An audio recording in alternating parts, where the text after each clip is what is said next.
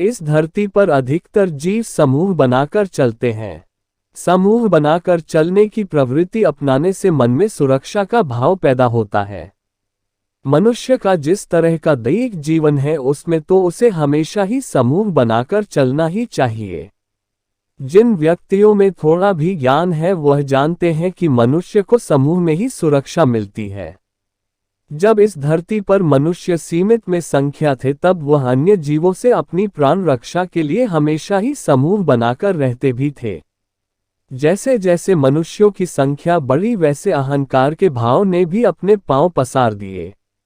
अब हालत यह है कि राष्ट्र, भाषा, जाति, धर्म और वर्णों के नाम पर अनेक समूह बन गए हैं। उनमें भी ढेर सारे उपसमूह हैं। इन समूहों का नेतृत्व जिन लोगों के हाथ में है वह अपने स्वार्थ के लिए सामान्य सदस्यों का उपयोग करते हैं।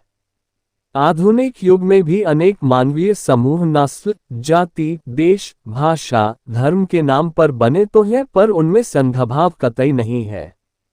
संसार का हर व्यक्ति समूहों का उपयोग तो करना चाहता है पर उसके लिए त्याग कोई नहीं करता।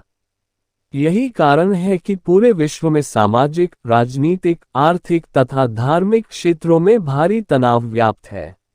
यजुर्वेद में कहा गया है कि संभूर्ति च विनाश च यस्तद्वेदोभेत्स विनोशेन मृत्युयुन्ति त्वि संभूत्यामृतमश्नुते। हिंदी में भावार्थ जो संघभाव को जानता है वह विनाश एवं मृत्यु के भय से मुक्त हो जाता है। इसके विपरीत जो उसे नहीं जानता वह हमेशा ही संकट को आमंत्रित करता है। वोचमस्तमे नियच्छदेवायुवम। हिंदी में भावार्थ हम ऐसी वाणी का उपयोग करें जिससे सभी लोगों का एकत्रित हो। हृदय में संयुक्त या संघभाव धारण करने का यह मतलब कतई नहीं है कि हम अपनी समूह के सदस्यों से सहयोग या त्याग की आशा करें पर समय पड़ने पर उनका साथ छोड़ दें। हमारे देश में संयुक्त परिवारों की वजह से सामाजिक एकता का भाव पहले तो था पर अब सीमित परिवार, भौतिकता के प्रति अधिक झुकाव तथा स्वयं के पूजित होने के भाव ने एकता की भावना को कमजोर कर दिया है। हमने उस पाश्चात्य संस्कृति और व्यवस्था को प्रामाणिक मान लिया है जो प्रकृति के विपरीत चलती है। हमारा आध्यात्मिक दर्शन व्यक्ति, परिवार, समाज और राष्ट्र के क्रम में चलता जबकि पश्चिम में राष्ट्र, समाज, परिवार और व्यक्ति के क्रम पर आधारित है।